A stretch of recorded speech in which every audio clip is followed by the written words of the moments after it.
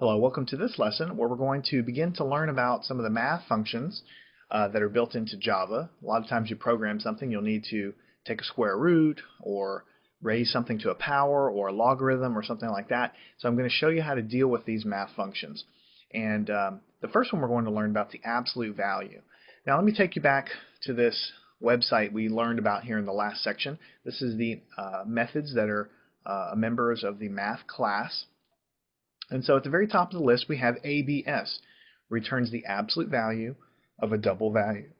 Also, it returns the absolute value of a float, returns the absolute value of an integer, returns the absolute value of a long. So basically the same function ABS, if you pass the number that you want to take the absolute value of, it returns the absolute value of that number.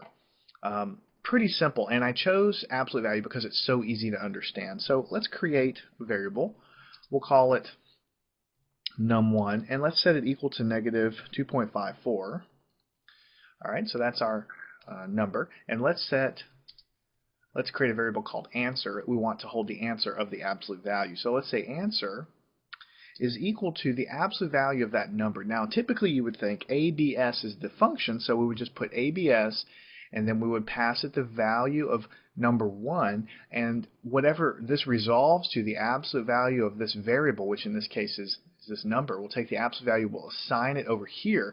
You would think that would do it, but you see you have the red squiggly here. If you highlight over that, now we see that the absolute value function has a red squiggly under it when we write it this way. So if we hover over it, it'll tell you basically there's some kind of an error. It says the method is undefined for the type. It's basically a generic error saying it doesn't really understand what that is. Well, much like system.out.println, we need to write this as follows: math.abs. In fact, you can see a lot of these other things here, these other functions. We're going to get to a lot of them later. Whenever we put capital math dot, the ABS changes to underline, all the red goes away. It seems that all of the errors are basically disappeared there. So we think that that's correct, so we can hit save. And then we could go system.out.println like this. And then we can come over here and we can say quotation, the absolute value of, and I can put plus num1 like this. And I can put another space, is, and then over here I can put answer. So basically I'm putting the original number plus the answer, and if I hit run, the absolute value of negative 2.54 is positive 2.54, and that's exactly what you expect an absolute value to do. It just takes the sign. If there's a negative sign, it throws it away. If it's already positive, it just keeps the answer as being positive.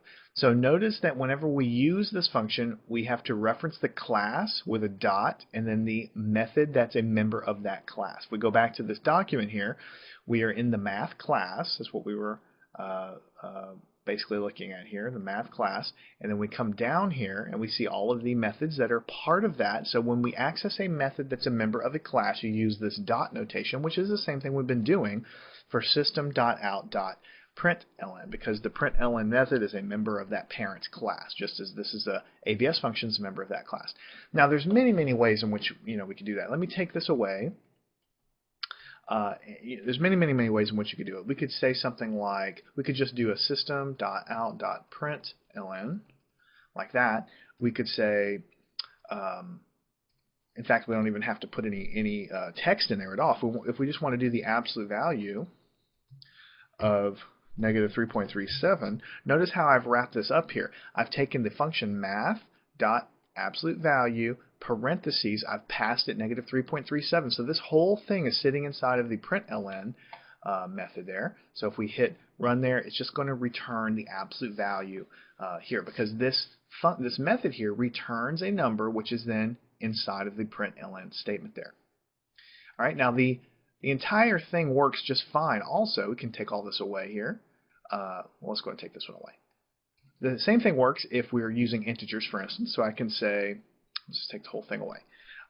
Integer, negative 9 let's do integer number, negative 9.97.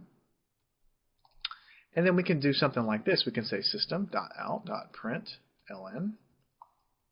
then we could say math.abs, and then we can do number.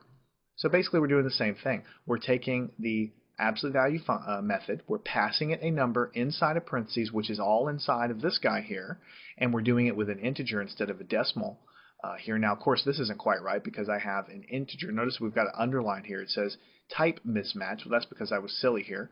I shouldn't put a decimal when I have an integer variable here. So what I'm trying to show you is that I've got an integer variable, I've got a negative number assigned to it, I'm passing it to the print statement there, and you can see a positive 9 comes out. If I change this negative 9 to a positive 9, save it and run it again, we get the same output.